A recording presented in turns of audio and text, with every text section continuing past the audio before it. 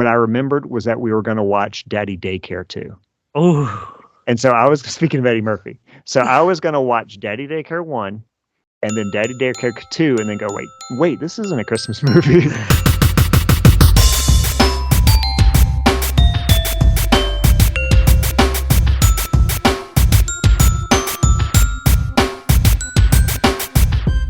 All right, Rusty, guess what? What? It's Christmas. That's it. It feels like it. It's here. It's here. I hope Santa brings you everything that you wanted. That's it. It's here. It went really fast. Did for me too. I feel like it was Halloween last week, and yeah.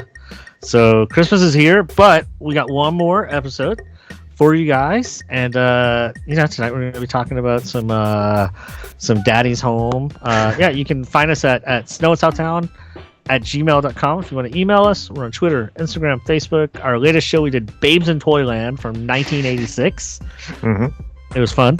We talked about some Christmas horror and some Alabama and some Pet Shop Boys. The band Alabama, not the state. But, talked a little bit about the state too. Talked a little bit about the state and some Mississippi and Chicago and Detroit and New York. Trying to figure which is the better city. And the Australian song that they ripped off. Yeah, that's right. Which by now you've all heard. So there you go. Sure. Hey, I have a question for you. Right. This is something I've been wondering. I've been getting into this. Ray Conniff. What do you know about Ray Conniff? Are you into that? His name keeps coming up. Yeah, so he it always comes on the radio, and this year I've been kind of really paying it, maybe because I have the satellite radio on, I'm hearing it more. But I don't know what's going on. I haven't read anything about it. Right. But here's my vibe. Here's what I think it is. Okay. So it's half 70s adult dinner party sing-alongs, right? But then it's also half hip hop hype group, and it's they're really into this thing that they're doing, and they're singing these classic songs. They're like Dasher and Dancer and Blitzen, and they're really in my face and aggressive about it. Yeah. But then I like it because it's Christmas music, so I'm kind of pumping my fist with them. I don't know anything about it. Do you know anything about it? This seems to be the year of Ray Conniff for some reason, because I knew the name, but I never paid attention. I still haven't paid attention, but it's funny that you bring it up because in my head, in the past few weeks, I'm like, now, who is Ray Conniff? And I think I'm getting his name confused with somebody else. He's not country, is he?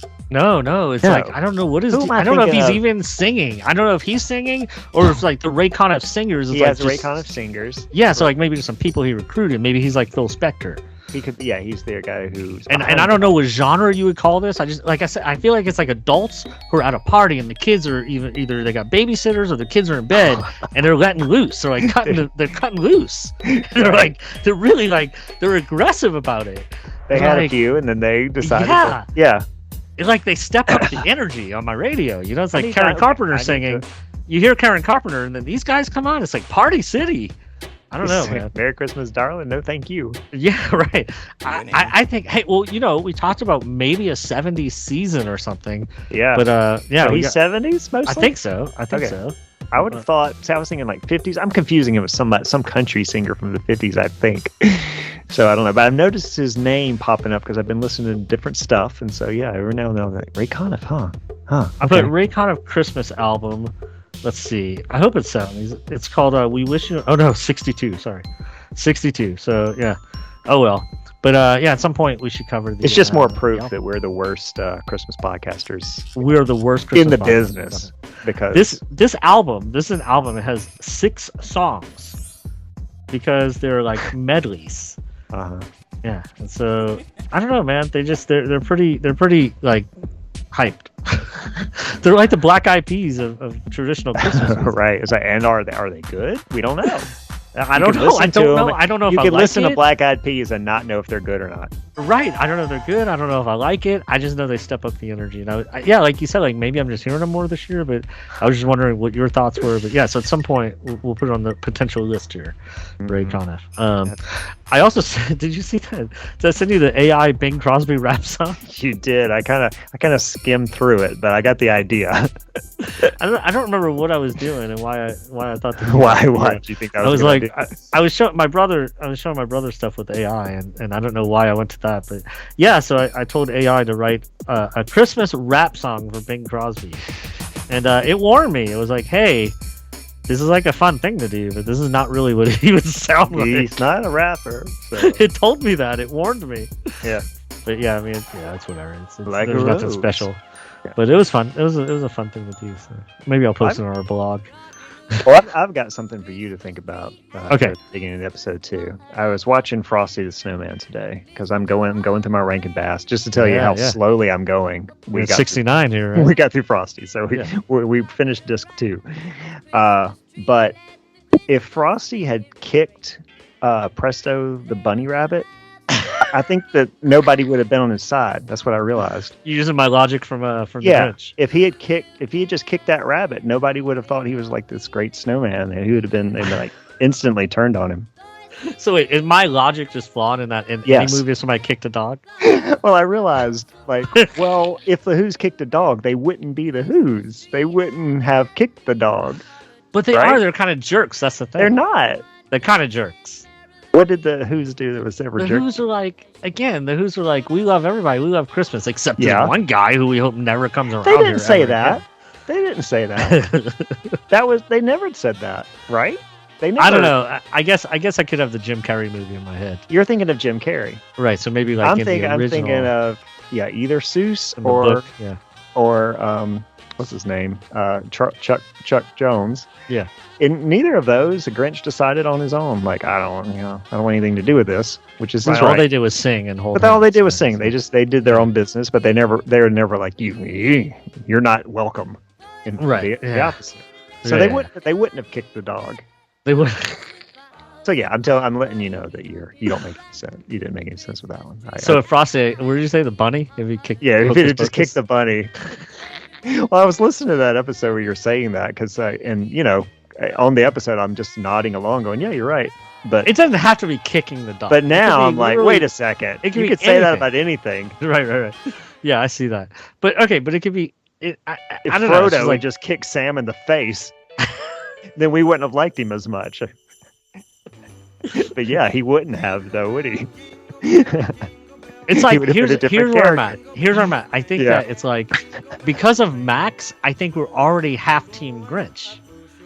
We're definitely half Team Grinch because of Max. And because so we love Max. Yeah, and so it's like I guess that was my thinking is like all we needed was just anything to pull us a little more over. It's like because we already love Max. So but the Who's would have never done it. That's the problem with your logic. I guess I'm thinking of the Jim Carrey movie that were closer to being just. I do not count the Jim Carrey movie as even counting as a movie. Sure, much less a Grinch or a Christmas film. It's just it shouldn't have existed. There's nothing good about it. When I see memes using the Grinch, I go, nope, stop, nope. Here's a funny one. I tried again to watch the last one, like 2018 or whatever, Oh, that the here's one. Yeah, here's how funny this is. So I have it on, and I don't know. I'm working. I'm doing. It's really bad, right? Yeah. And I'm not gonna turn it off or anything. And so at one point, I know I looked up and I go, what is even happening? Who are these people? I go, I'm done with this. I'm turning this off. And I go to hit it. It had gone to the next movie. Like it autoplayed the next movie. It played the Never-Ending Story. It was like some. I don't know. What was it? Trolls? It was something. It was some kind of. The point that you can't. The fact that you can't tell them apart though is a problem. I thought I was still watching the same movie. I'm like, who are these people? Who are these people? There's Poppy and. I was like, they haven't been in the movie the whole time. Why are they on my TV? Why is Anna Kendrick doing one of the voices? Doesn't make any sense. Oh yeah, that was funny. I was really stupid, but yeah, it's pretty great though. But it did say something about the fact that either it wasn't good enough to keep interchangeable. That it looked just like the next movie. It looked the same. It was the same old crap. Yep. All right, so yeah, you're right. Okay, so bad. I'll have to come up with another thing about. But I think you're onto something though with we're half Team Grinch with Max. That's correct. Right. So I was just saying that the slightest thing had pushed them. Yeah. But kicking the dog, you're right. I mean that would push anybody over. So. All right, I'll keep working. Next year, next season, next year. Figure this one out. Yeah. I'll put it on my list. I had to call you on it, so just make sure. Well, can't let that one slide. Yeah. We criticize movies and stuff. We can criticize each other. It's fine. Oh yeah, no, that's fine. I think we think that. All right, you ready for the movie? Criticize Daddy's Home 2. Daddy's Home 2, 2017. Now, I said I said, Rusty, we can just watch Daddy's Home 2. You don't need to watch the first one. It'll be Right. fine. Trust me. Mhm. There's nothing Mhm. nothing here that you won't be able to pick up on. But Mhm. Rusty, being a maniac, went and watched it, and I hadn't seen it in a long time. Yeah. So I watched it too. You had to keep up with me. Well, and I'm glad I did, because there were things that were recalled that I didn't remember. Right. So yeah. I remember the obvious stuff, but there were some little things too. I was like, okay, yeah. So, all right. So let's talk about the first one briefly. This is one of many recent films that were filmed in my hometown, Chalmette. Not the whole thing this time, but a lot of it was filmed in Chalmette. Okay. They've been making a lot of movies there. You know did you watch Five Nights at Freddy's? Did you watch that? Never seen the FNAF. No. The FNAF. The outdoor set of the pizza place is the site where the hospital used to be, right across the street from Espresso Yourself. So you have been right there where they filmed Five Nights at Freddy's. Awesome. So, they've been making a lot of movies there in Chalmette and New Orleans. Okay. So it is essentially Will Ferrell. Mm-hmm. Brad is married to Linda Cardellini, who is Sarah. Mm-hmm. Her kid's dad is Marky Mark. His name's Dusty. Mark Wahlberg. Mm-hmm. Yep. And he's like the most heroic character you can imagine, right? He's won wars. He can fix or build anything. He just happens to be a terrible dad. Right. Where Will Ferrell is the opposite, where he can't do anything handy, right? But he's a good dad. He's a great stepdad. You know? And so the whole first film is just them like being rivals. You know, Marky Mark comes back. He wants to get his family back, and Will Ferrell is trying to just stay the good stepdad. Highlights for me were Hannibal Buress is in the first one as Griff, and then Lowell from Wings, Thomas Hayden Church. He's I'm trying to think of what he was from. Okay. Oh, you didn't know him as Lowell? I never watched so much that Wings. much. Yeah. But yeah, right. I realize that now. Okay. Yeah. And neither of them, Hannibal Buress or Thomas Hayden Church, neither are back for part 2. And the end of part 1, of course, they become friends, and they call themselves like co-dads, right? Uh-huh. And Brad and Sarah have a new baby named after Griff. What do you call it? Hannibal Buress' character. And then Dusty, Marky Mark, marries this other woman and becomes a stepdad himself. And the real dad is John Cena.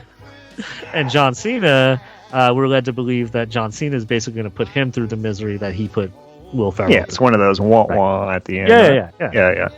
And you know, like it's a good comedy. I watched it. I've seen it. This is probably my third time I watched it. I like Will Ferrell, and like, you know, I it would never be anything special to me.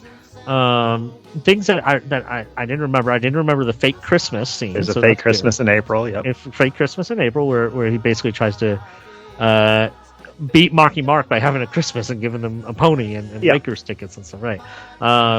And then also Kobe Bryant has like a little part in it, and that's kind of cool. And so, I'm not a huge Kobe Bryant fan, but that was good to see. You know, like looking back, that is, you know, it's a Pelicans game. They're in New Orleans, so he takes them to a Lakers game in New Orleans against the Pelicans. So that's cool.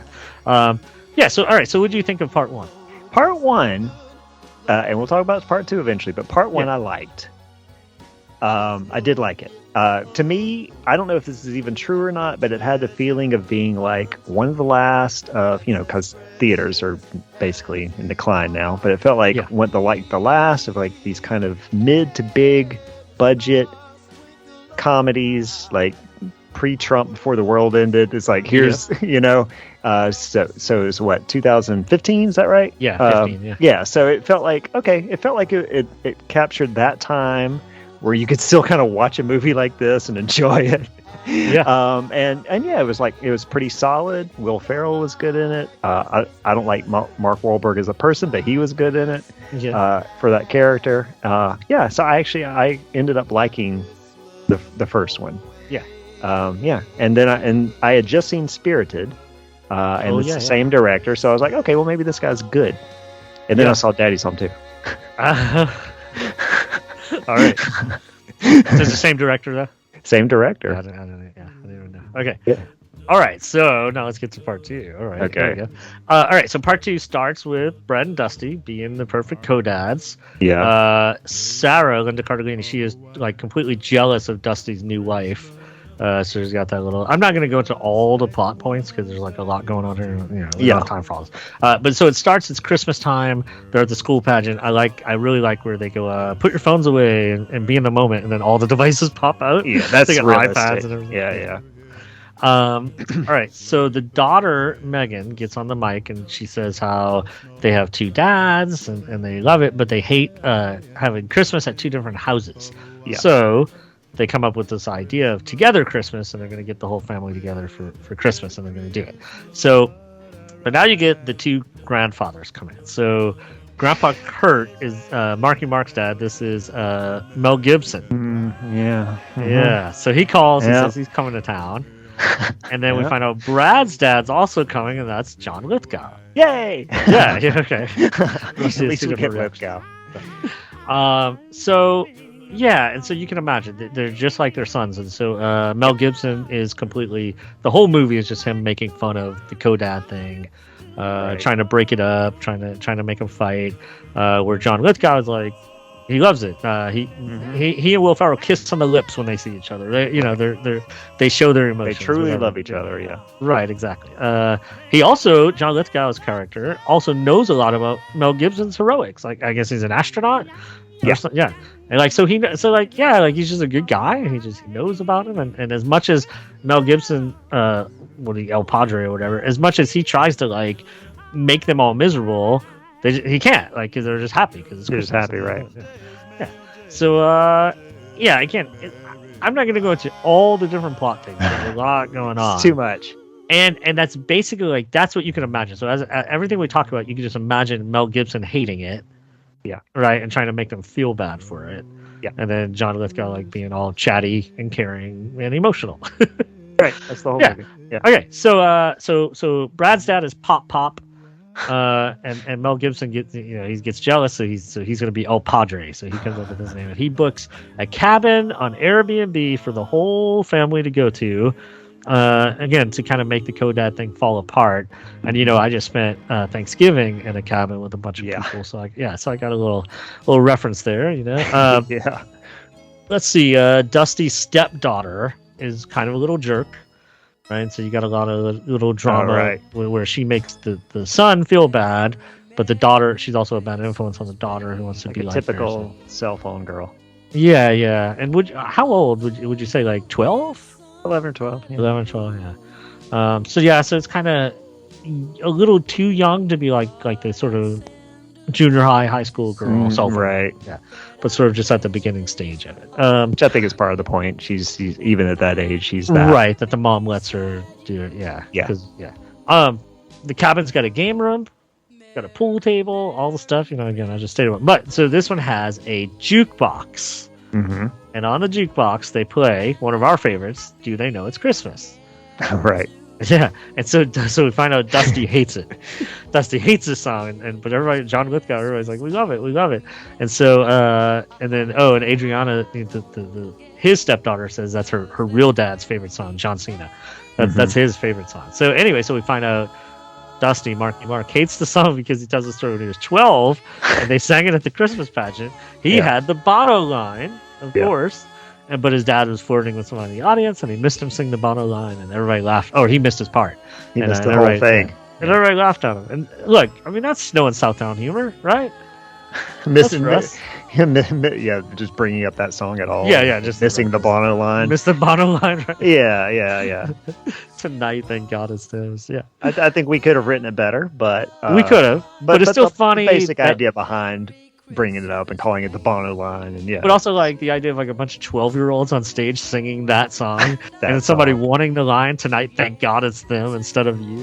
Right, in America. I don't think that some of what we think is funny about that song or horrible about that song, they didn't really mention any of that. Oh no, so it doesn't really translate. No, they just say it's a great song, period. I think that's everybody. I think everybody just it's a great song.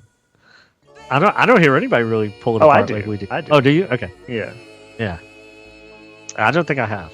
Okay. That's good then. All right. So there's a lot of Will Ferrell like goofing up, right? He goofs up a lot. He's the snowblower is a snowblower, right? Where the lights get caught up in that thing, and he's All right, yeah.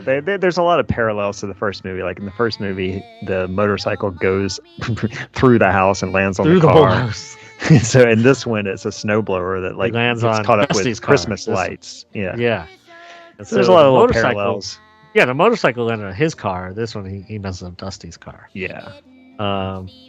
Let's see. Oh, so the we get the drama with the stepdaughter where the heater is turned up to 85. Yeah. And this is the part where all the dads agree on something finally. Yeah. That was there's pretty good. Yeah. That was the best because it's the joke about, I guess, dads always wanting the thing to be low, which is opposite of me. I'm the one who turns up the heat. But yeah, that's a good joke about, oh god, because they're just like sweating profusely and just having a freak out about. Well, I think the thing that they were mostly in agreement on is that you don't touch it. You don't touch it. That it's like sacred. That the man of the house touches it.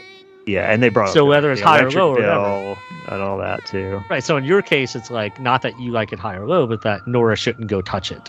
Oh, maybe that's Because once you decide as the man of the house that it needs to be wherever, Nora does not have the right. Yeah, and I guess also the idea it would be that they would want it low, but To save money. to save money, Right. in the same way as like turn off all these lights. Where am I? Nobody's in this room. Yeah, Right. But all right. So what do you put it on? the number. Yeah. I probably like it on 73 or 4. Carrie probably likes it more like 71 Yeah. in the winter. Yeah. Oh man. So like at night you'll put it up to that. Well, I will, but Yeah. if she would let me, but I'm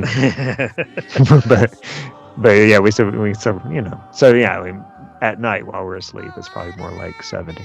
Yeah. So we keep ours about 67. Yeah. Maybe 68. But see, that's- I couldn't take that one. Yeah, it's funny. But 68, if I'm sleeping at 68, I'll kick all the covers off. I'll be sweating. Like, so I can feel the difference when I'm sleeping between 67 and 68 in this house, in this particular house. Okay, right. But so in the cabin, it's funny because in the cabin, we all, when I say we all, so it's like my wife's like brothers, right? So Yeah. So there are 21 people, so she's got 3 brothers, so all, Wow. all of us. We're like basically like good with like 69, maybe 70, Okay. right?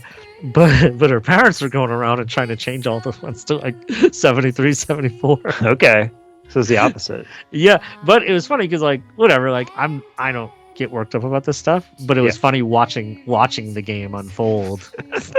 the heater wars. That every time cabin, I would just watch out the corner of my eye that every time someone walked by one of them, they'd adjust it up or down. And then I watched this movie again. I remembered this scene. I was like, Yeah. oh, yeah, I just witnessed this. Now they have a super high tech one where they like turn a dial. You have that? I don't have. I have a push button, push up and down, but not exactly. not the dial thing. Ooh, that thing was nice. That thing was like dig, dig, dig, dig. Yeah, the Ray Bradbury thing or something. Exactly. Top of the line. So anyway, so we find out that basically Dusty does not have control over his stepdaughter because she's spoiled and he's not going to tell her what to do. And so yeah, they basically just like tell him he needs to get control of his house. Yeah, like you. Don't let Nora touch that thing. Yeah, see, I'm a real man, so I don't have to do all that stuff that they do in this movie. All right, let's see. They go to cut down a tree, and Brad accidentally cuts down a cell phone tower, which I guess was Which didn't make any sense to me, but yeah, I guess that's where. Well, it's I guess because you're Okay. out in the woods and they want it to look like wilderness, and so they. Okay. Yeah, I didn't so like like that. I was like, what did I miss? Why does it Right, look yeah. like a tree? Yeah. Yeah, I think the first time I was confused too, but I guess I think it's like, you're out in the wilderness and you're there to enjoy nature, and so you wouldn't want. So they just, like, camouflage the top. Yeah, they kind of make it look like. Is that something that really happens? I guess. Yeah. Oh, yes. Maybe. Yeah. But what I don't get, so this is a parallel to the first one. The first one, he's skateboarding, and he dies. He basically dies. Marky Mark has to bring him back to life. He resurrects him, but with Right. But he talks. But he talks. He talks to people first, and he's like, the guy's dead. Will Ferrell's sitting there dead, and he's going, "Okay, kids," like it's like stretching it out. Right. And so that's that. Will Ferrell did that to himself.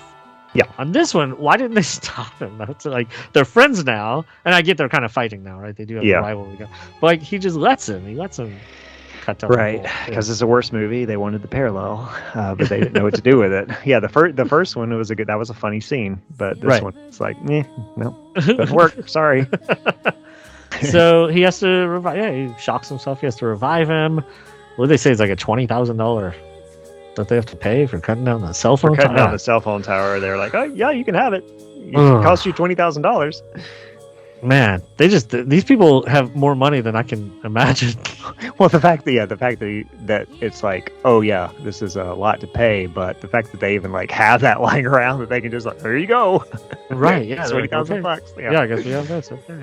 And what was it when the first one when he buys the Lakers tickets? Right. Yeah, the first. What did he say? Like, that was the parallel. 4,000 each or something.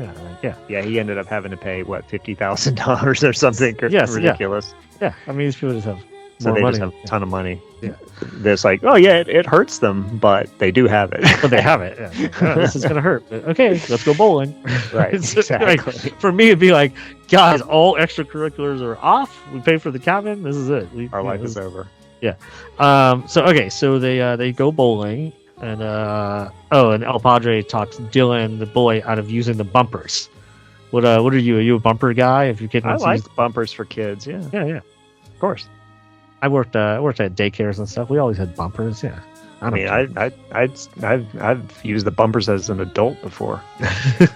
So I don't like gutter balls. They're depressing. It's very depressing. And I just turned into a new game where it's like, you just have to bank it off of this thing here. right. Play the It's angles like like pool. Yeah, exactly.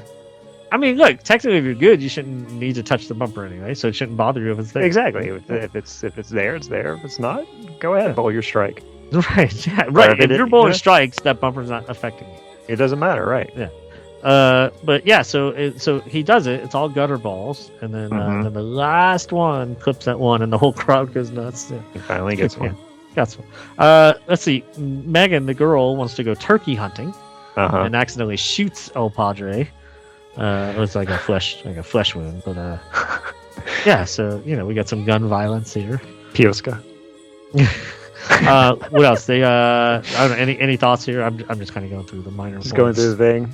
Any thoughts on any of that so far? The bowling, the turkey hunting.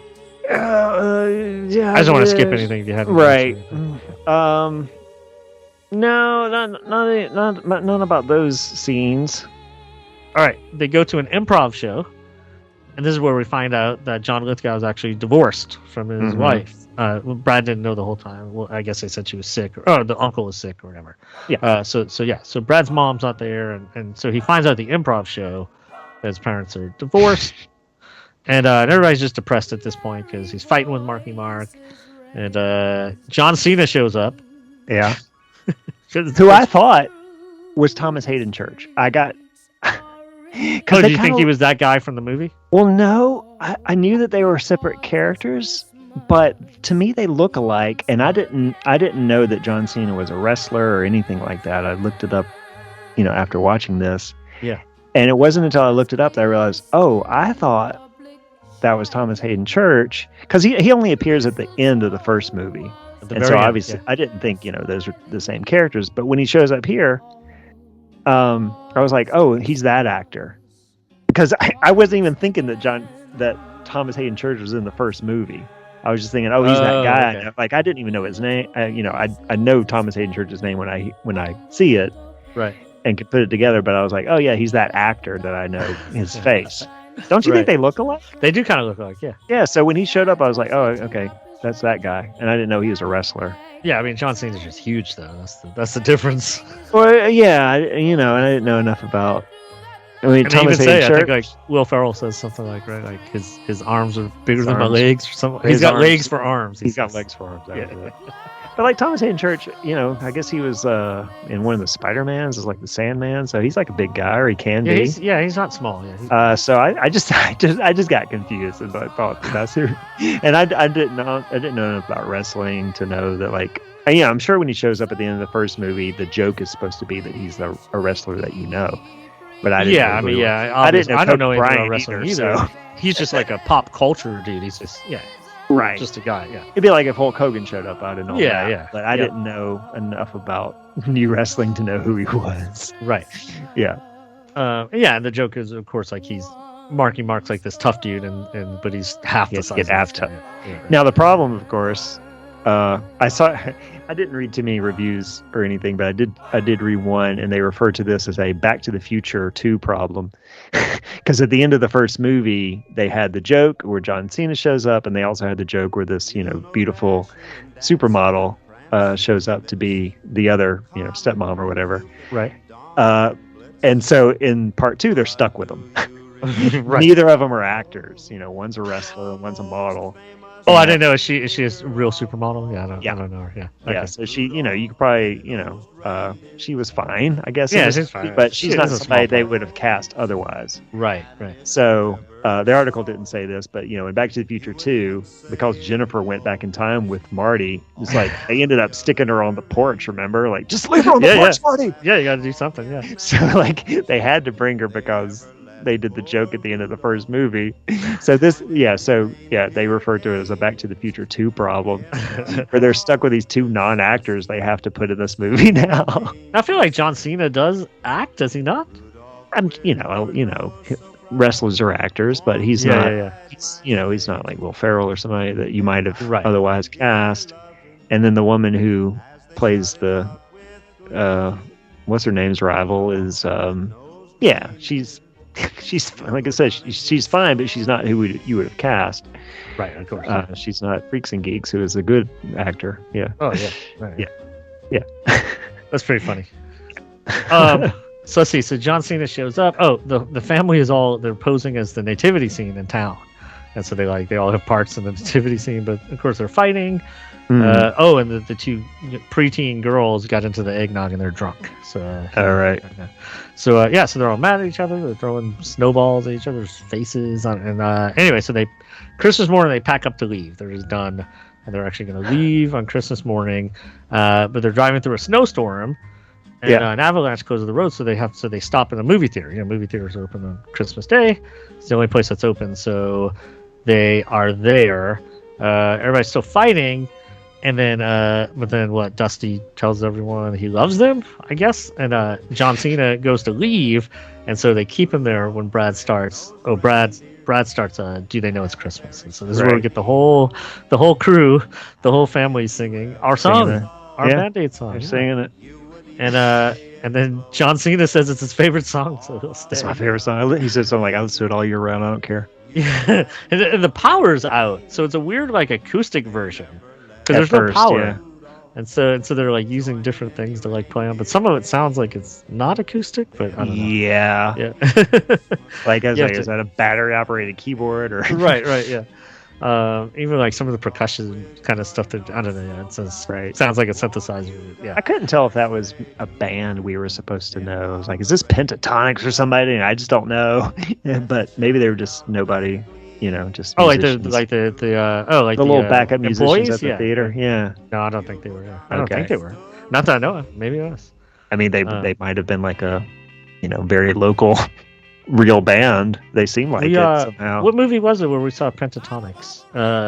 Did we? Okay. Oh, we did. It was that. I think it's a new Eddie Murphy one, Candy Cane Lane. I think it's that one. Okay. Yeah. Was that good, by the way? Because Carrie wants to watch that. Yeah, I mean, right. That's probably what I thought it was. Yeah, But if she wants to watch it, I'd watch it. Yeah. Yeah, I'm gonna watch it. Yeah, I'd watch it. I won't watch it. Christmas movie, sure. Yeah. Why not? I'm not gonna watch it again. Yeah. Chris Red's good. Okay. Yeah, that's good. It's fine. I'm not gonna watch it. I'm not gonna buy it. All right. Yeah. No, if she wants to watch it, yeah, sure. I'll watch it. But so Dusty gets to do his Bono part, and then the power comes back on, and John Cena joins in, and even El Padre sings. So, and then they bring the dads to the airport. El Padre kisses Dusty on the lips because now they're father son. They love each other. Yeah, and then and El Padre and Pop take off for Vegas together. And then Brad's mom comes off the plane with her new husband or boyfriend, and it's Sully, the airplane hero dude. That's kind of funny. Yeah, and Brad blows him off. It's like the running joke is they blow each other off at the airport. Right. Brad, the nice guy, blows off Sully, and he says, "You only have one good story. My father has 1 million." Right. Yeah. That's it. And the credits, you probably turned it off. I watched it. Oh, did you want the panda? You heard the panda play at the radio station from the first one? Mm-hmm. Yeah, that's cool. I think I call did. back. And that's Dusty. Of course, that's Dusty's jingle. And then after that, you heard the whole version of "Do They Know It's Christmas?" So, Yeah, I did listen to that. yeah, the cast version. So Yeah. yeah. All right. So look, we started probably like 4 years ago. We started watching this one like on Christmas Eve, just putting it on. So yeah, I don't know. I just kind of got into it. I've been watching it. One that you obviously don't have to sit down and watch the whole thing. Little funny pieces. I do. Yeah, I'm glad I watched the first one again because, like I said, I only saw that one once or twice. And do you agree that the first one is? I mean, I know this is usually the case with sequels anyway, but like, if you were to say like, do you think the movies are comparable at all, or do you think that the first one is like a ton better, or what? I'd say like of the two movies. All right, so I'd say probably the first one's a better movie. Yeah. But the thing about like at Christmas we rewatch stuff, and so I'm gonna watch part two more. Yeah. Yeah, I was just wondering like Christmas as a movie though. Yeah, no, as a movie definitely, and I told you Hannibal Buress, I just love him. I even texted like he doesn't have a wasted line. Like every line he says is like perfect. You know, it's and like, you kind of miss him in this one, I guess. Yeah, I wish they could have, or maybe they just couldn't. He probably didn't want to. Maybe he didn't want to work with Mel Gibson. Maybe, yeah, could be, or just. I mean, I guess it would be weird that he's there, but he could have been like next door. He could, I don't know. They could have bumped into him. I don't know, man. I mean, they could come up with any excuse to put anybody in this movie they wanted to. Right, you know? right. He probably was not. He's so good. And that first one, he comes out, he goes, it's always drama at this house. He just shows up like in scenes, like you forget he's there. He just and pops in to get something from the fridge and says a line, and then right, like a key line. Yeah, and walks off. He's like the Greek chorus or something. Exactly. Yeah. Yeah. Yep. Saying what we're all thinking, or giving us some key piece of info. Yeah. No. Yeah, he was good. So yeah, and the Lowell, the Thomas Hayden Church, like he's good. You know, his whole thing is he's like. He's got stories too, and he should be one-upping Dusty, but he also just falls in love with Dusty and he loves him. Right, he was funny in the first. Yeah, he's funny. All his stuff was just kind of out there too, like comedy-wise. Was right. More. It almost felt like his improv or something. I doubt it was, but it seems so different from the rest of the characters in the movie that it almost felt like something he might have come up with.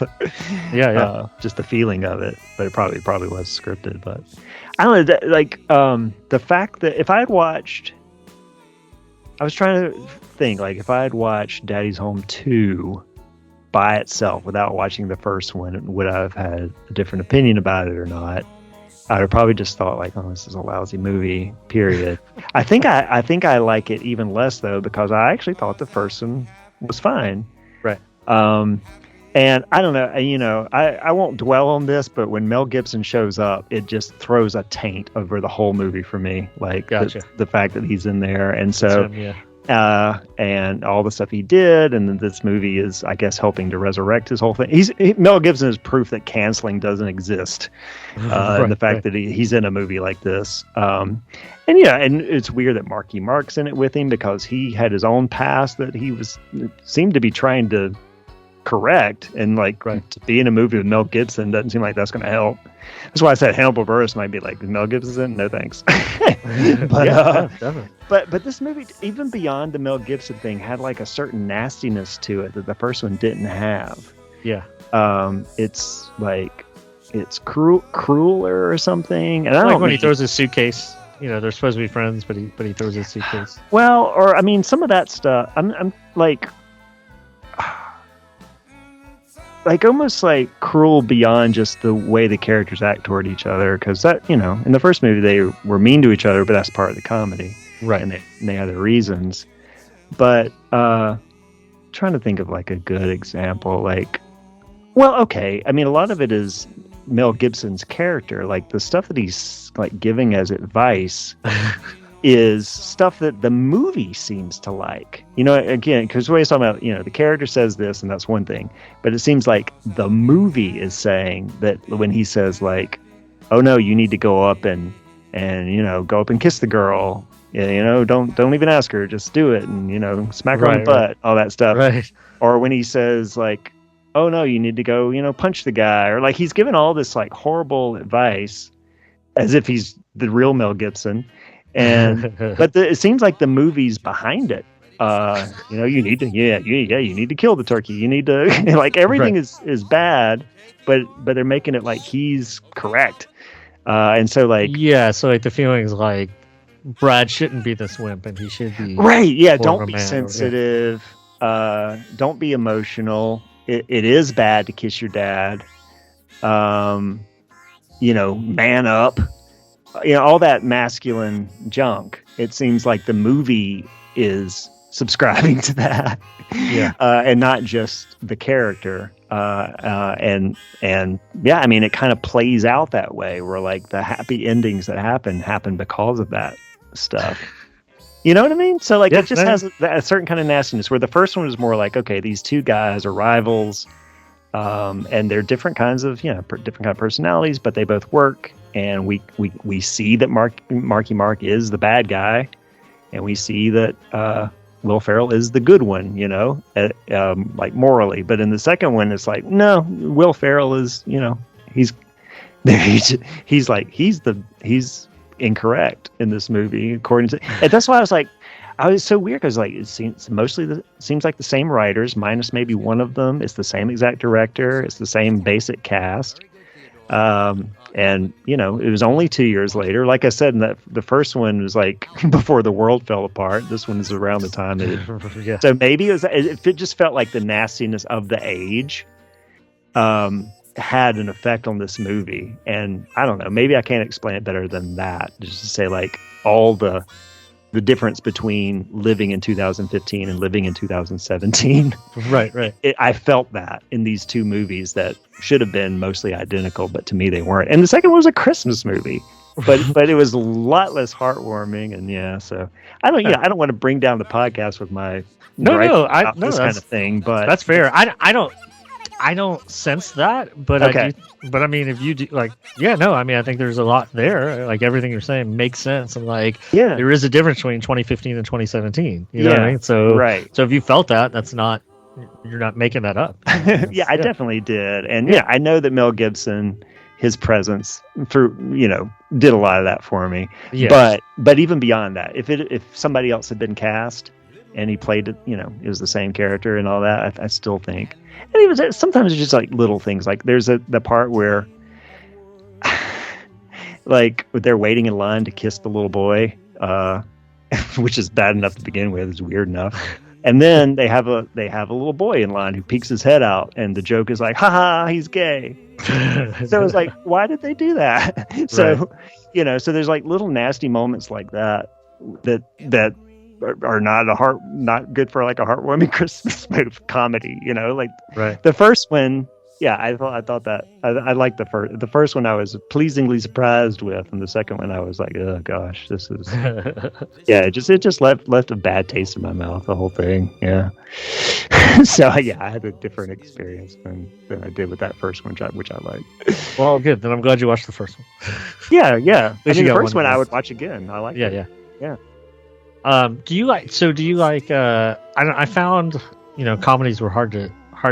It was hard to find a good comedy for a long time. Mm-hmm. And then I started liking like Kevin Hart stuff, or like Ice Cube, or like Dwayne Johnson. So like it was like Kevin Hart and Dwayne Johnson, I'd like it. I don't know. So like there were a few comedies in there around that time, and then that one. And I liked did you ever see like The Other Guys with Will Ferrell and Marky Mark? I need to watch that one because that was the earlier one with this whole director and crew. So no, same different director, but I don't think it's Will Ferrell and Mark Wahlberg. Yeah, but that one's good. That one's really good. I like that one. I like that one better than Daddy's Home. Okay. So by the way, I know I did like extra homework for this one for watching both part 1 and 2. Not to mention last week when I watched the director's cut of Babes in Toyland.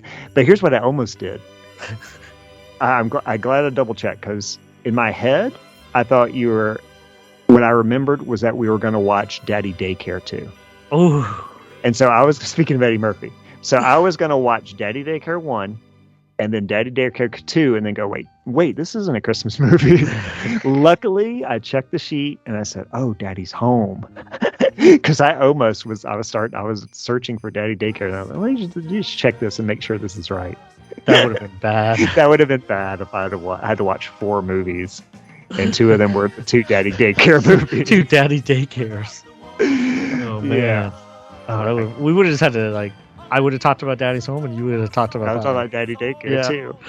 Yeah. There's no way you can watch 4. And then I'd watch Candy Cane Lane. Okay, there you go. Yeah. All right, let's go. Let's move on to an old song.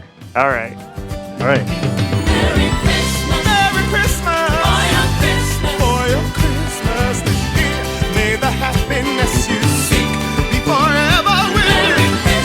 Merry Christmas, for your Christmas this year. May the happiness you find.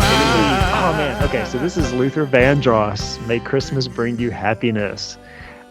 This is from 1976, but this is one that had a 1991 remix. They're it's like the Pet Shop Boys thing again. There are 2 versions of this floating around, and there's so little information about this song that I could find that it's hard to know which is which sometimes. But you can kind of tell, I guess, with the production. But I think the remix is really just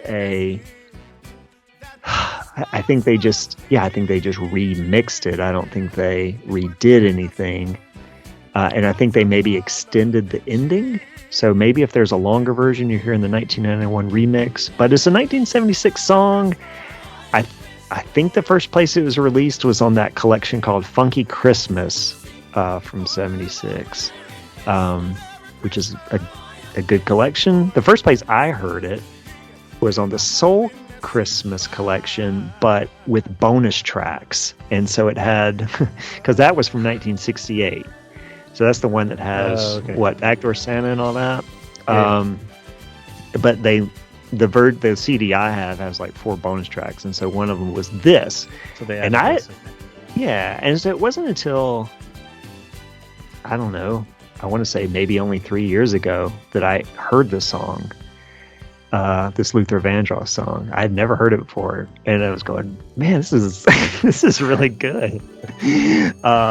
And I'm not even a Luther Vandross fan, really. Like, I think I was trying to figure out which songs do I know. I know one of them is, Here and Now, I Promise to Love Faithfully. But I can't even think of any others. Yeah, I know a few. I didn't know this one. Did you know it before this year? No, before. Okay. But yeah, I'd never heard the song, and this is another one where it's like I just like it so much that it's hard to explain why. It's mostly that chorus where it's like, Merry Christmas, boy, Christmas this year. Like, even like just the way he says this year. I can only just re-sing it and ask people to listen who haven't heard it. But like that, the verses are cool too. And those are great, and they kind of groove along in a straight line, and then it just builds to that chorus, and just keeps repeating a lot too, and at least I never get tired of it.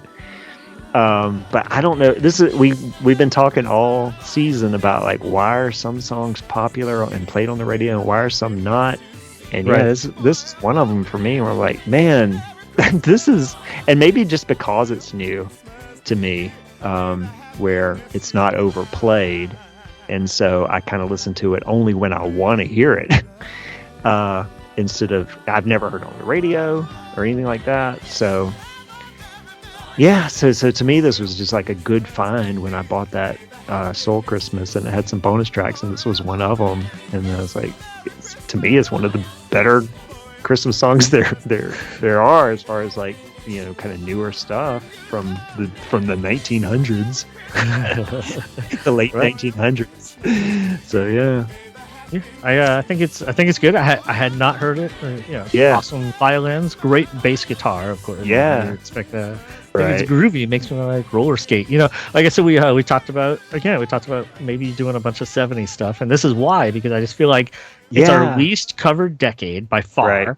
Yeah. You know, by default, we just are so into like the 60s and the 80s and the 90s. Even the so, 40s. yeah. Right. Yeah. We covered 40s and 50s, I think, more than the 70s. Yeah, I definitely. think. 60s, 90s. Yeah.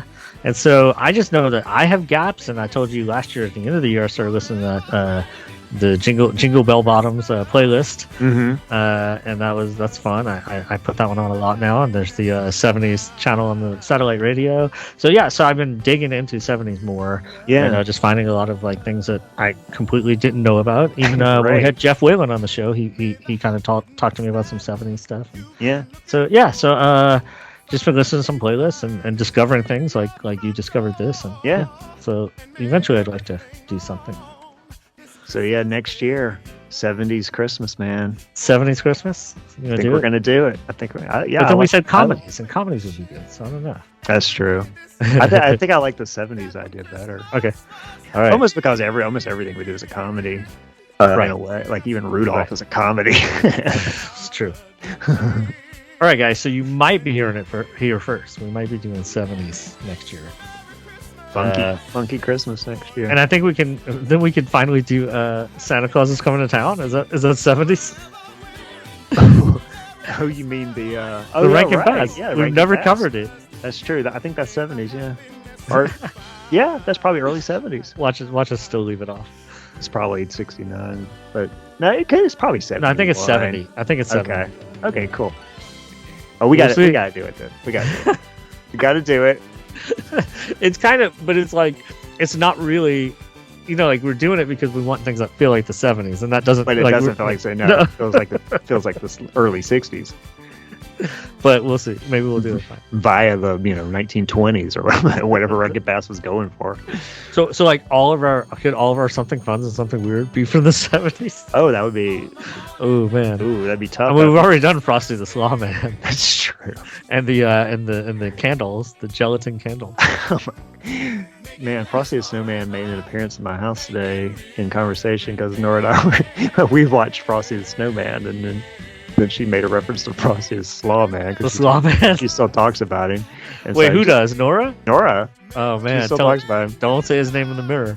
I know, don't say it. I said, can you imagine, like, if we were just, like, standing around and we saw the refrigerator door open, and then out comes Frosty's Slaw Man and, like, comes toward us slowly, leaving a trail of slaw on the ground behind him. Slimy cabbage everywhere he goes. Just coming right at you. Like, you don't know what he's going to do. Does he want you to eat him? Is he going to eat you? We're not sure. It's like the Frosty and Christmas with the Cranks when he's in the basement and his eyes light up. Yeah. But this is 10 times scarier because he's Slaw. Because it's Slaw Man. Oh gosh. All right. Frosty's Yeah, we Slaw gotta think about all 70s. But first, a new song, brand new. New to me. I've been waiting for these gifts. I've been waiting all year long. Alright. But when I woke up to sneak a peek, all the presents were all gone. Alright. Now I ain't one to make a fuss, but Christmas ain't the same. When that old boy James playing Reindeer. It was the night before Christmas. Me and Mike couldn't sleep. We stayed guessing about our presents because we weren't allowed to peek. All right, so we're doing Froggy Fresh, Reindeer games. I've been waiting years to do You'll this. have to tell me everything about this because I don't know anything about any of this. I don't know man. Fresh. I don't know the song. Let me tell guys. I don't know what's going on. Let me tell you about Moneymaker Mike, my hero, and Froggy Fresh. Okay. Right. Did you watch the other video I sent you, the first Christmas song? I watched. Wait, there's another Froggy Fresh? Yeah, I sent you the first Christmas song. This was the second one. I said I'll reference the first one. That's okay. All right. I might have missed it. Sorry. Yeah. Okay. So this is Reindeer Games. This is 2014. Okay. So Froggy Fresh is a dude named Tyler Cassidy. In 2012, he and I'm saying this because Rusty doesn't know, and maybe other people won't know, so I'm just going to cover it. In 2012, he started uploading his rap videos as Krispy Kreme. Mm-hmm. And so it's this character is like into like nerd culture. He's also into things like horror and wrestling. You know, I'm not into wrestling, but he's very into wrestling. And so I guess he's supposed to be like younger. It's hard. I can't tell. Did you watch the full video or they? Yeah, I had watched the full video. So like I don't know if they're brothers, if they have a mom, if it's a Charlie like Brown Beavis situation. and Butthead, yeah. Yeah, like Beavis and Butt. Yeah, like I don't know. But they rap about things like candy and bikes. And I get the feeling that they live alone, but you don't see you do see moms of like other characters sometimes in other videos, but it's just this funny universe that they created, and you don't really like you don't question it. Like when my friends and I would be up late when my parents were asleep, and we were still in the house, like causing trouble. Yeah. But like anything, the more you watch, like the more you like understand it, And so he's got this sidekick, and this is Moneymaker Mike. Moneymaker Mike never talks in the videos. In the songs, he does rap. Froggy Fresh will rap his parts. So say, Mike said this, but he's rapping for him. But he's just sort of like Moneymaker Mike is like the enforcer, like the wingman, but he's like this nerdy dude, and so that's why it's funny. Yeah. There's other recurring characters, mainly James, who's like the villain in all the stories, right? Okay. And he's like the neighborhood bully. Like we talked about Pomplamoose, this project is really about the videos, but also the audio can stand on its own. It's one of those cases where I could just listen to the audio, but of course the videos are how it started and were really added to it. I'm guessing it helps to know about the videos and that they exist, I guess, to really get it. Early on, by the end of like 2012, he got a cease and desist from Krispy Kreme. Yeah, so that's why it's Froggy Fresh. So if you watch, like if you had seen the first one, Christmas video, or just any of the old stuff from 2012, he didn't change the video, so they like when he says like Froggy Fresh, like you see the black box goes over his mouth because he redid the audio, but they didn't redo the So if you ever see any of the older ones, you'll see when he was Krispy Kreme, they just changed the audio. So all right, so let's see, Mark, my friend Mark, we started working together in 2013, I guess, and we were right next door to each other for like 8 years, and so like we had this like advisory period where kids would just come to us like once or twice a week, and there was no like plan or anything. So like if you had to vote for like homecoming or something, you do that. But most weeks there was nothing, and we'd watch YouTube videos. Kids just wanted to hang out and watch YouTube. And Froggy Fresh was big. Like there's one that really got us into. It's called Dunked On, and it's about just playing basketball in the front yard. I think that one came out in 2013 or 2014, and that was really, to me, when I really got into it, because I like basketball, and they like they looked like you said, they looked like something we would have made when we were kids. Like wearing the same kind of clothes we would wear, rapping about playing basketball in the front yard, something we would do. So I really got into it. I would recommend starting with Dunked On if you or the Christmas stuff, of course, right? Dunked On was on the Dream Team album along with this one, Reindeer Games, which again I guess came out like 2014. The whole album is really good. I would start with the videos, like I said, but if you just throw it on Spotify or something, you can do it. I ordered this one autographed for my kids for Christmas one year. You just ordered it, they autographed it for you, and they said Moneymaker Mike autographed it too. And then in 2017, they came to Nashville on tour, and I took my kids out. We went and watched them, just my sons. We went to I forget the name of the place. It's a place where like bigger bands play, And we went, we watched it. It was fun. Probably like a few hundred people. Like everybody knew the lyrics. Like he could stop. Like it was like a rap show. Like he could stop, and the whole crowd would sing it. Yeah, it was amazing. There was a DJ who was playing the tracks. And Moneymaker Mike was there, and he just stood on stage. He just stood on stage with his arms crossed, and he didn't talk. He didn't do anything. He didn't have a microphone. He was just there. He had to be there, though. He had to be there. That was like my question was like, is Moneymaker Mike going to be there? And he was there. And right after that tour, I guess they kind of stopped the project. And Tyler Cassidy moved to Nashville and is now doing this like serious sort of R&B pop kind of thing. But he's still on YouTube. His videos get a lot of views. But anyway, this song has everything that's good about a Froggy Fresh like song and a video. And it's Froggy and Mike they're interested in their presents. And of course, Big Bad James comes and steals all their presents because he normally steals bikes, but nobody's riding bikes because it's winter, so they steal their presents. And Froggy Fresh says, maybe we could have some. And Mike said, no, you can't have all our presents. That was the funniest part. Yeah, he pulls out his sword, and then James pulls out his gun. All right. So this one. So what are your thoughts on this song? I thought it was funny, and yeah, I would definitely go back and get caught up in the Froggy Fresh universe. And this particular song, I thought the rap was actually good, like as a as a song. Yeah, it was like a catchy, you had the catchy chorus, the refrain, and all that, and yeah, I mean, and the video is fun. Like, those accents, the accents, and just the way they pronounce. Yeah, that's I'm trying to thing, think of the way they pronounce certain words. I can't think of the ones that struck me as being funny.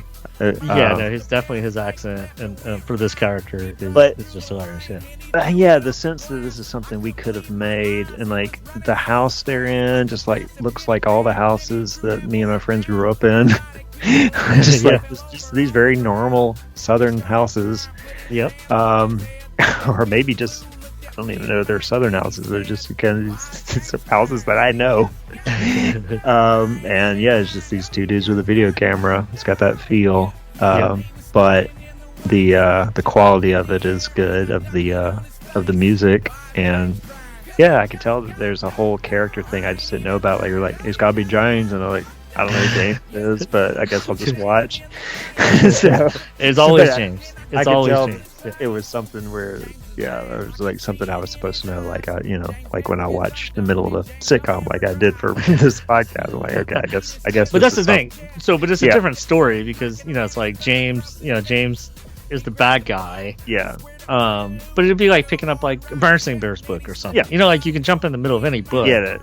Yeah, or like Encyclopedia Brown. It's always Bugs Meany or whatever. Yeah, like so Bugs you can Meany, jump into anything. You know who the bad guy is, and it's like, oh, okay, he's causing trouble. Right. So like in Dunked On, I mentioned that. So they're playing 2-on-2. So it's Mike and Froggy Fresh against James and his friend Big Blue. And but James gets dunked on. He's the one who gets dunked on. So the whole song is about they dunked on James.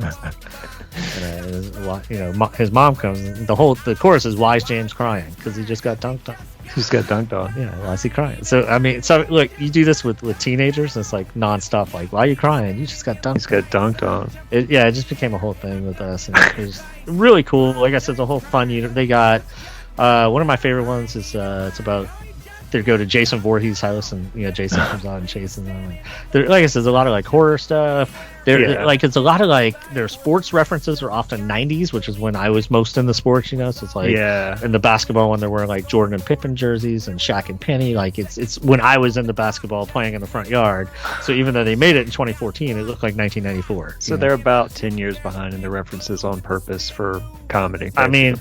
Yeah, it could be 10 to 20 years. Yeah, I mean, yeah, exactly. Yeah, it's like they're kids. The era doesn't really matter. It's like it's not a lot of technology. They'll reference. Yeah, they're not pulling out cell phones. Right, they'll reference like 90s culture. And they mentioned Joe Cena in the video. Wait, Reindeer John Cena. games. Okay, John Cena. So did I say Joe Cena? Okay, John Cena. Sorry. Just in the beginning when they're wrestling, right? Or in the song? Just in the beginning, they said something like, I can't remember what they say, but they mentioned his name. Like, oh, there he is again. Yeah, okay. So I sent you the first one, so you gotta check it out. Okay. So the first rap video. This is from first Christmas video. This is still when he was Krispy Kreme, and I think it's just called the Christmas song or Christmas or something. And so it's his list of the things he wants, but everything on his list is a John Cena item. Oh, okay. And that's why I told you it's going to fit with this episode. So, but I had to do Reindeer games because it's a better song. But yeah, like so it starts first. It's his list. He's got 10 things on his list. First item on my list, go figure. Brand new John Cena Action figure. Now they're not all because the second one is second item on my list. Guess what? Really cute girl with a really cute butt. Mm-hmm. But then Mike tells him, "Hold up. Mom said you can't touch butts till you're grown up," or something like that. Wait, I have seen this. Okay, all right. Okay, so maybe you did watch it when I said. Okay, yeah I did. So but then like 7 or 8 of the 10 things are John Cena. Okay. So he gets a John Cena lunchbox, John Cena watch, John Cena. So it's all So it's all. I just figured it would fit with this episode. This was the year that I learned who John Cena was, and that he's not Thomas Hated Church or whatever. Not Thomas Haden Church. Yeah. And he has legs for arms. Which he could if he was an action figure. You just switch him out. That's true. So Froggy Fresh. Definitely check out all of the stuff. But this is. There are not a lot of Christmas rap songs that I would legitimately listen to. Right? There's like Christmas two. and There's Hollis. Yeah. Christmas and Hollis, and there's Curtis Blow's Christmas rap. Was it? It's not called Christmas rapping. Was Yeah, I it? forget, Or is I it? forget what it's called. Yeah, it might be. Christmas rap. With a W. And then, hey, and that's then a I good like the the guys from New Orleans, Benny Grunch and the Bunch. They got the right. elves are rapping song. I like the other Run DMC song too. The give up the dough, give up Yeah, the yeah. dough. Yeah. Yeah. But I mean, look, we but can you're right, there's not a lot. the ones we like, right? And so, yeah, both of these I can put both of theirs on there. Again, I'm not a John Cena fan, so the first one I just like the rhythm of it, Yeah. But Reindeer Games, man, yeah, that's a good game. I would say so. If you jump in, I would say Reindeer Games. I don't even know if it's in my top 10 songs of his. FYI, so just jump in. There's some really good ones. So because you were saying like you like the rapping and the stuff, and to me it's good. But he's got even better stuff. So if you dig in, yeah, it's really good.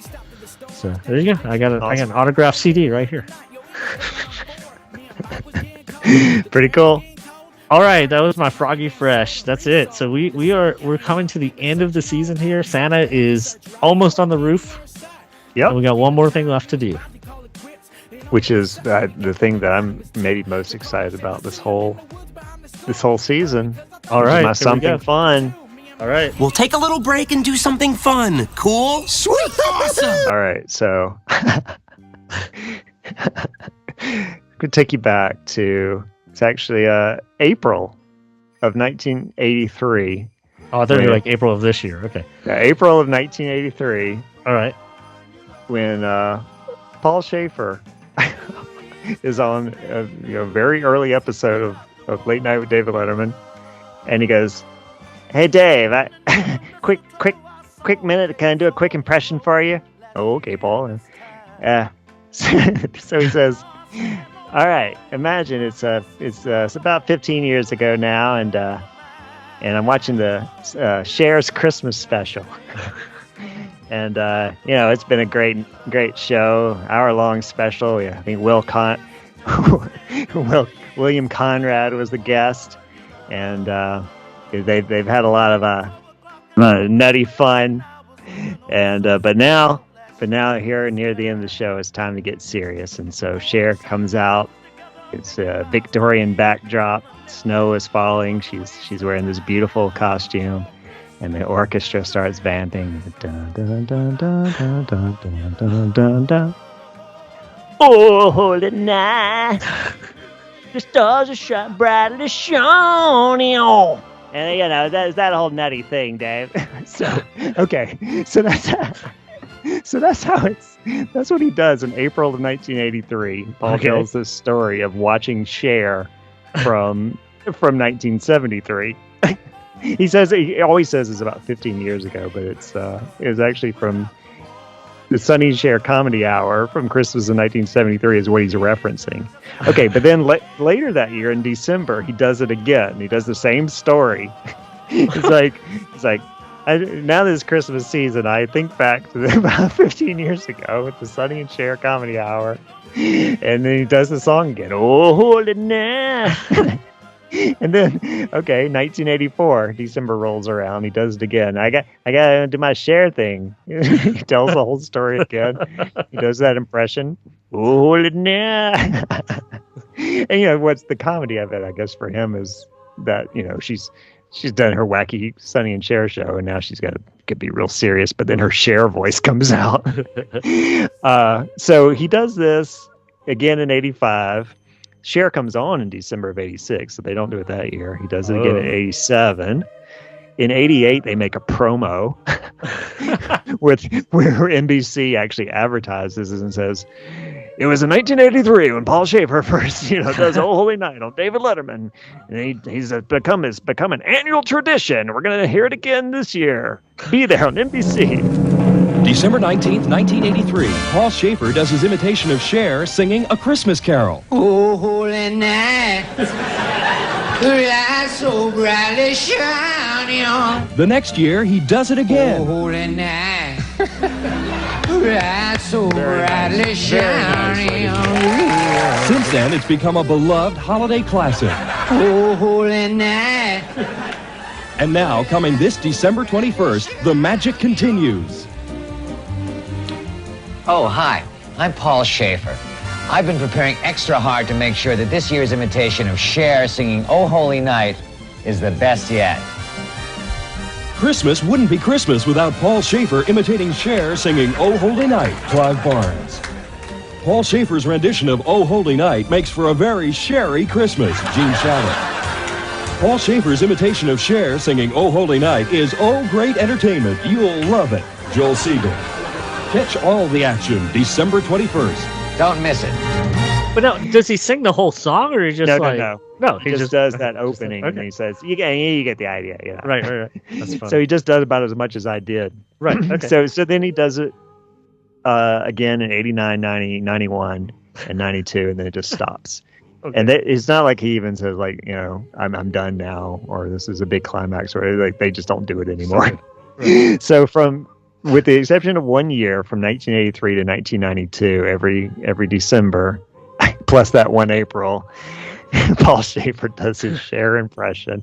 And I watched Letterman. I guess I never saw it during the Christmas season. I was probably too busy doing other stuff. But I was watching it, definitely by 1986 or so. But man, every time he does it, it cracks me up. Every time he does his Cher impression, the way he does, oh holy night, the stars are brightly shining. Yeah, that's he just does that every time. And so what I did, and what I'll send you, is I put together a master cut. Okay. Of him doing all the years. Nice. Hello to, ladies and gentlemen, Paul Shaffer and the Party Boys of Rock and Roll. Thank you so much. Do I have time? Quick impersonation, David. A quick Yes, sir. impersonation. Cher. This is Cher doing Oh Holy Night on her Christmas special. Cher doing Oh Holy Night on her Christmas About special. 10 years. Paul Shaffer. And it went like this. Oh, holy night. That's all. That's great, Paul. I want to take you back about 15 years ago to Cher's Christmas special. 15 years ago this time. Which she had a lot of fun with some guests. I think William Conrad was on the show. Uh-huh. But at the end of the show, she did a very serious version of Oh Holy Night. You got to imagine her. She's like on a stage. It's lit beautifully under kind of a lamppost, wearing an old overcoat, and snow is falling. Beautiful overcoat when snow is falling.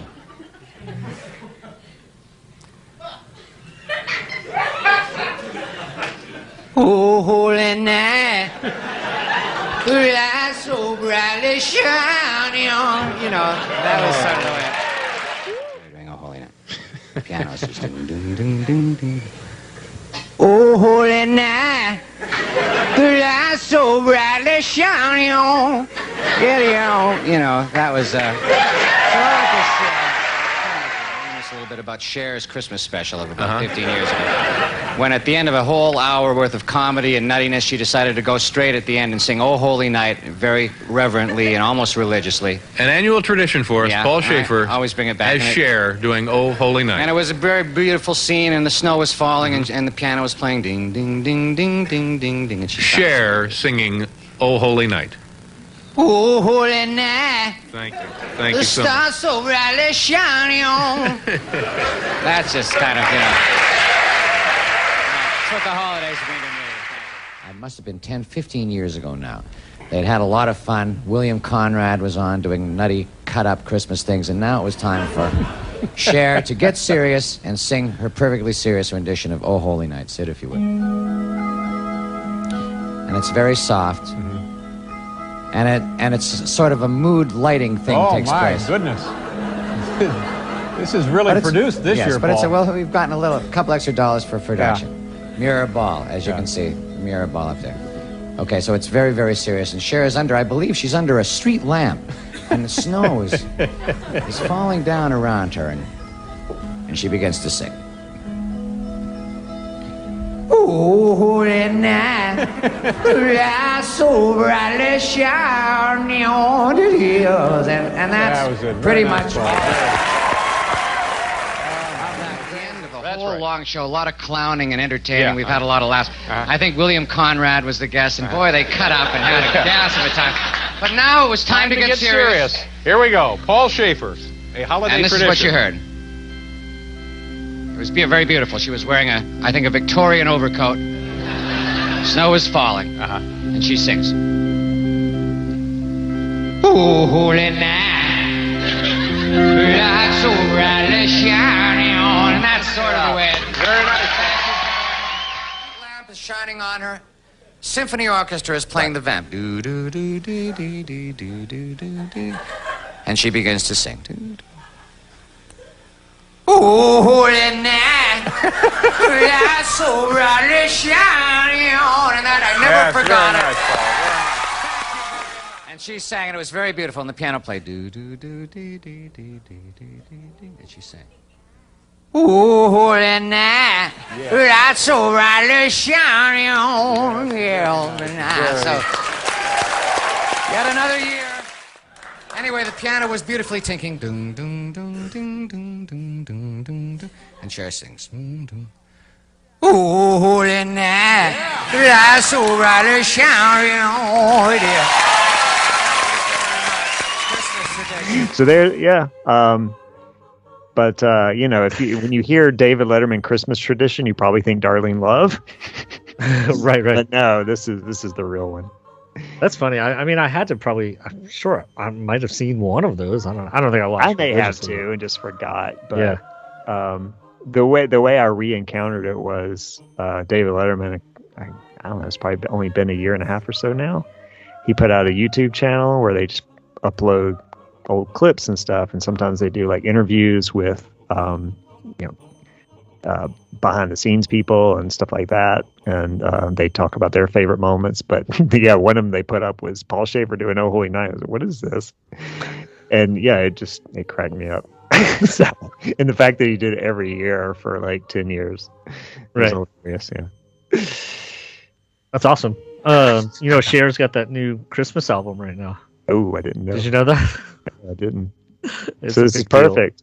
It's a big deal. I think it's like the #1 album right now. Oh wow, she probably hasn't had an album at all in a while, right? Or has she? Yeah, I don't know. So we there's the hip Christmas site that I like.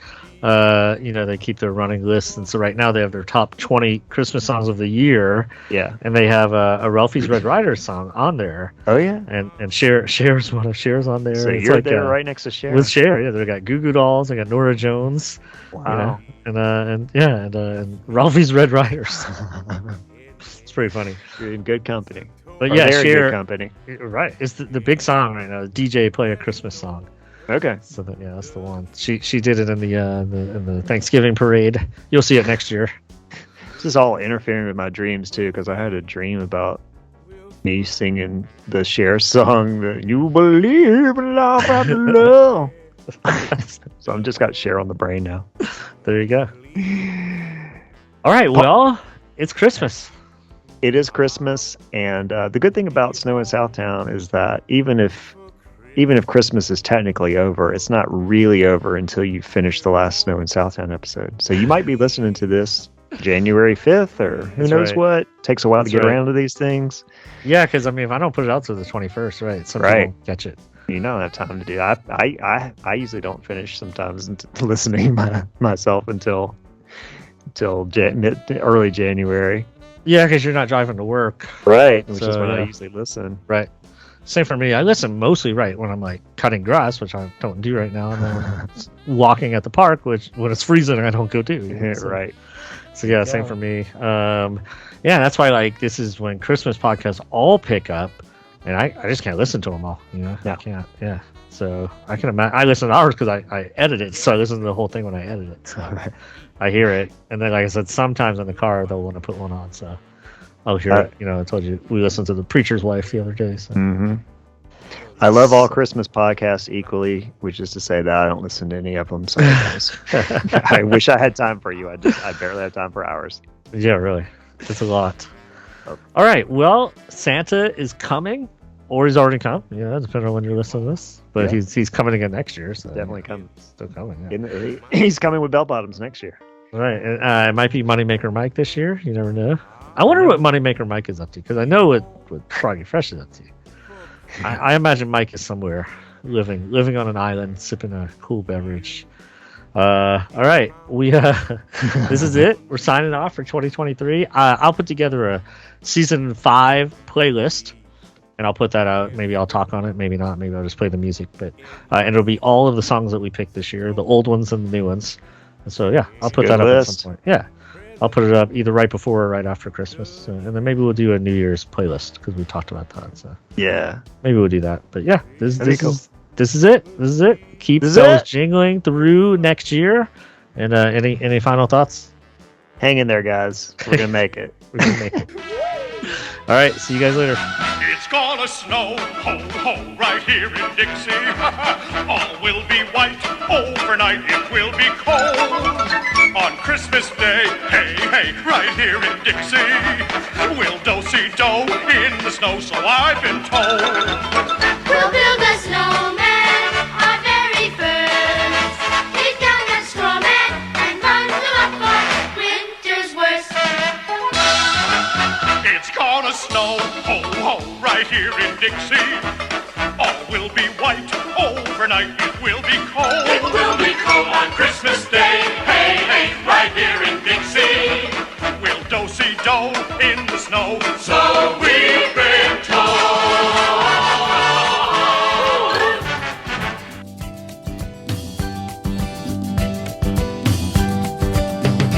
Merry Christmas, Merry Christmas, for your Christmas. for your Christmas this year. May the happiness you seek be forever with you. Merry Christmas, Merry Christmas, for your Christmas this year. May the happiness you find bring you love.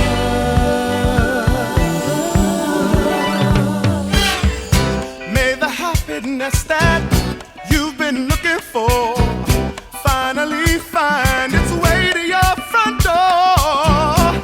And may everything on this Christmas Day be right, alright. I've been hoping, wishing every day this year that when Christmas was here, it would bring us love, lots of holiday cheer, and it did. Merry Christmas, Merry Christmas, for your Christmas. for your Christmas this year.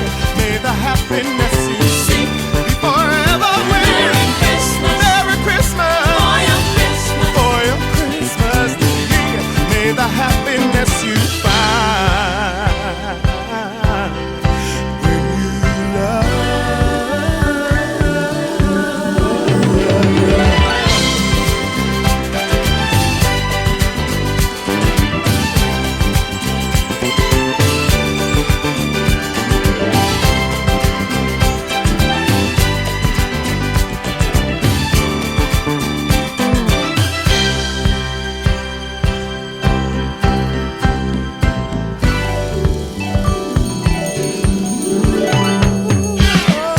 On the morning after Christmas Day, you should still feel the love. Make it last forever, make it real every day. Very Merry Christmas, happy, happy day. May the good things in life come your way, bringing joy and love and happiness for the holiday. Have a Merry Christmas, for your Christmas this year. May the happiness you seek be forever with you. Merry Christmas, for your Christmas this year. May the happiness you find bring you love. Merry Christmas, for your Christmas this year. May the happiness you seek be forever with you. Merry Christmas, for your Christmas this year. May the happiness you find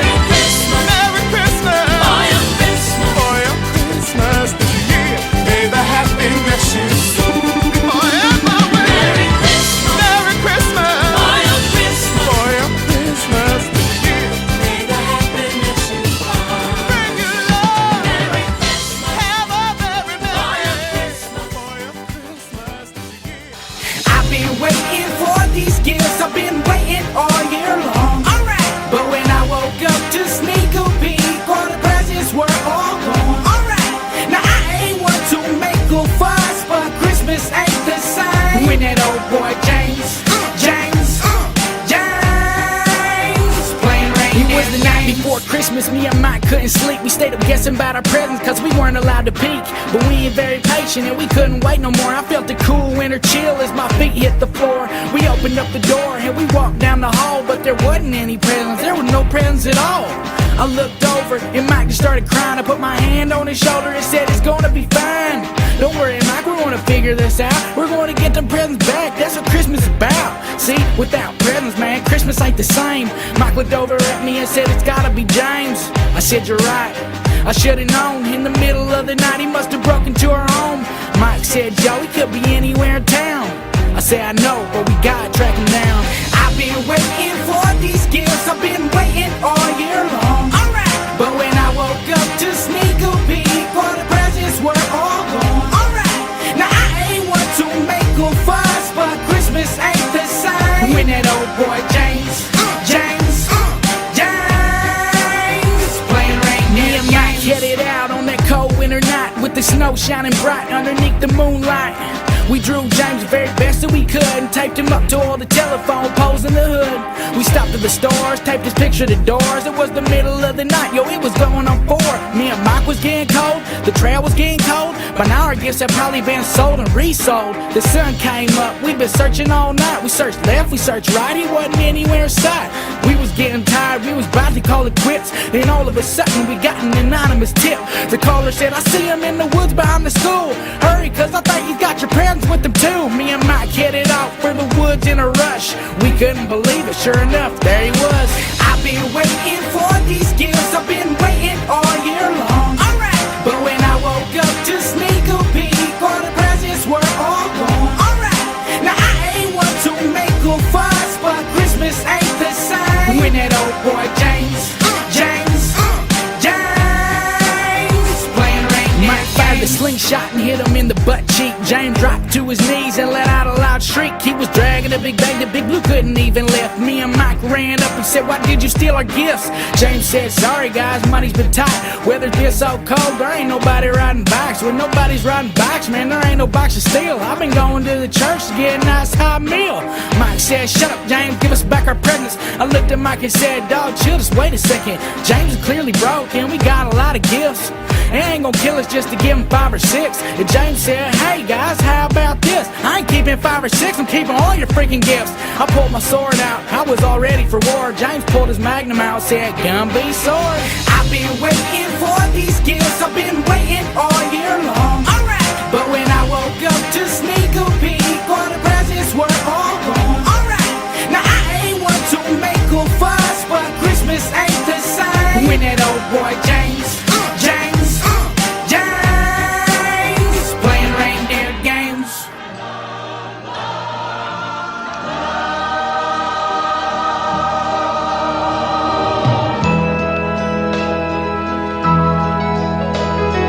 Oh, holy night, the stars are brightly shining.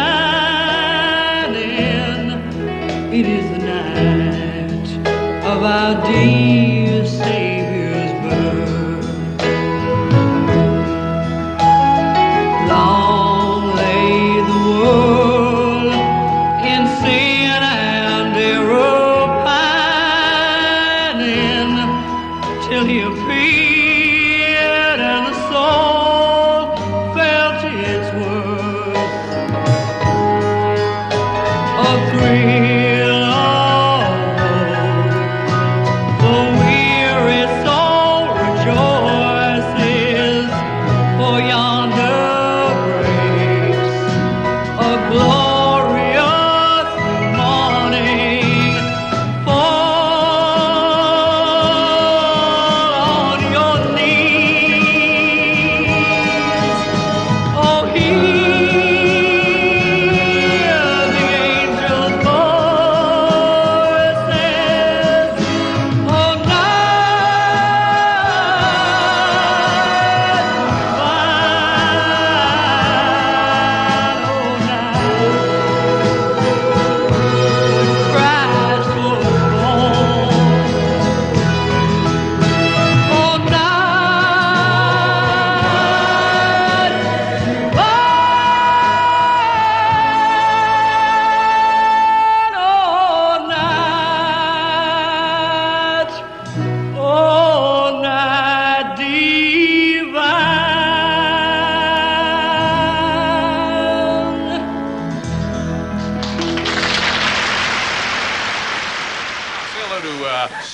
Ladies and gentlemen, Paul Shaffer and the Party Boys of Rock and Roll.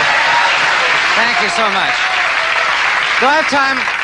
Quick impersonation, David. A quick impersonation. Cher. This is Cher doing Oh Holy Night on her Christmas special. Cher doing Oh Holy Night on her Christmas special. Paul Shaffer. It went like this. Oh Holy Night. That's all. You know what? It is a Christmas season, and in honor of it, I'd like if I could just take a little time. Now, this is very sweet. You prepared a little something. A little something, to yeah. salute the Christmas season. Yes, I did. That's great, Paul. I want to take you back about 15 years ago to Cher's Christmas special. 15 years ago this time. Which she had a lot of fun with some guests. I think William Conrad was on the show. Uh-huh. But at the end of the show, she did a very serious version of Oh Holy Night. You got to imagine her. She's like on a stage. It's lit beautifully under kind of a lamppost, wearing an old overcoat, and snow is falling. Let me introduce you. And the music starts to play. Ladies and gentlemen, Paul Shaffer now doing his impression of Cher singing Oh Holy Night. Paul? Beautiful overcoat, snow is falling.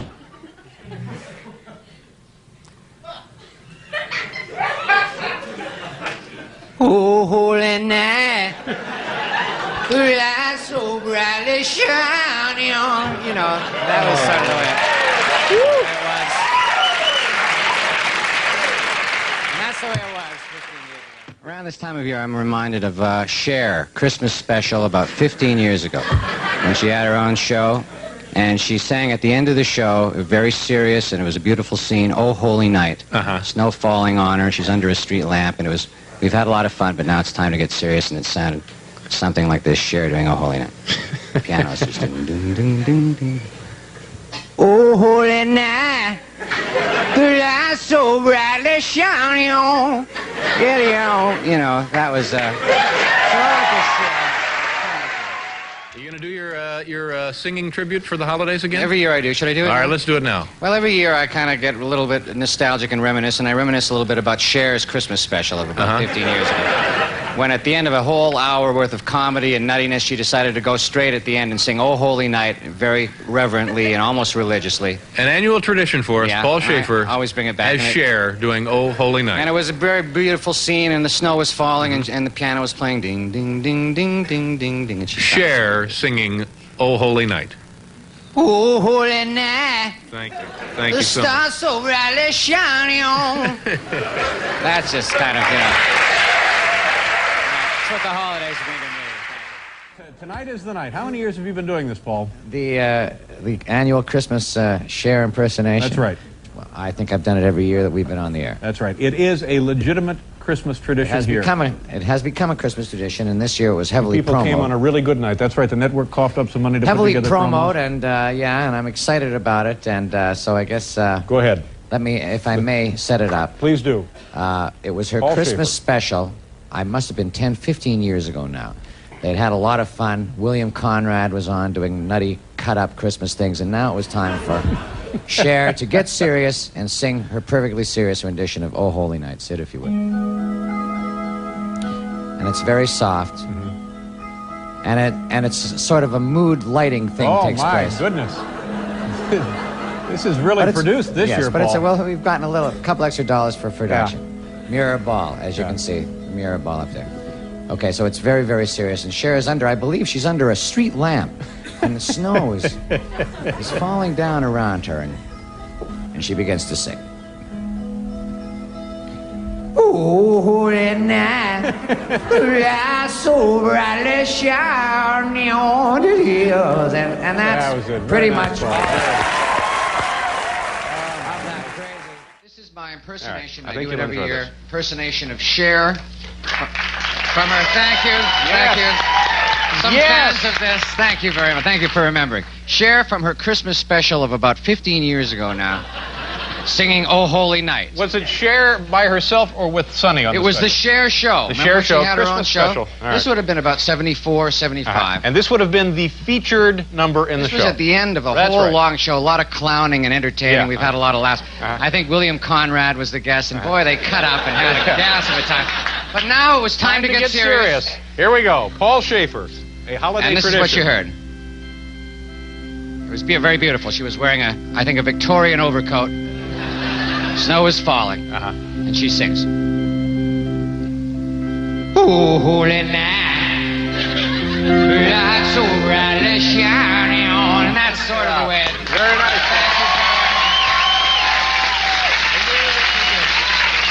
Thank you, David.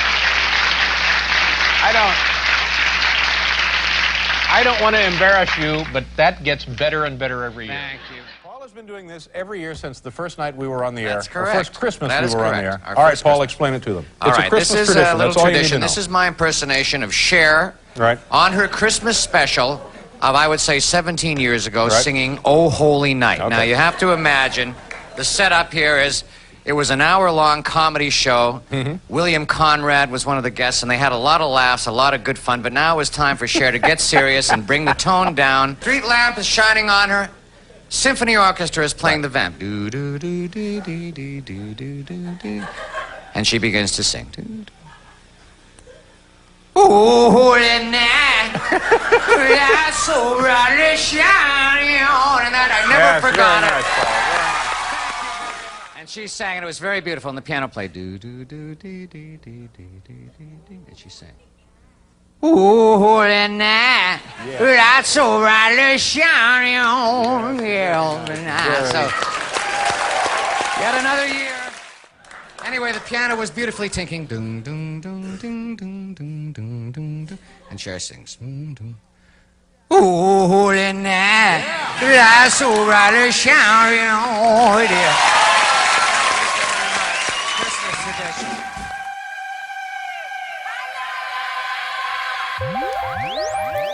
Froggy Fresh, and Money Maker Mac, a Christmas song.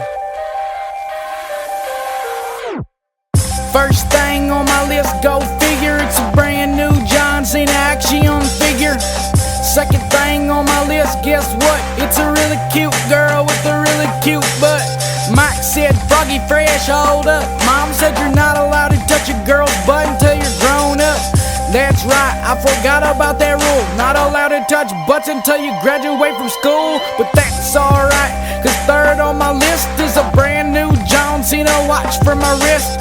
Now we're moving on to item number 4. It's a brand new John Cena poster for my door. And check it out, y'all. Item number 5 is a brand new John Cena car that I can drive.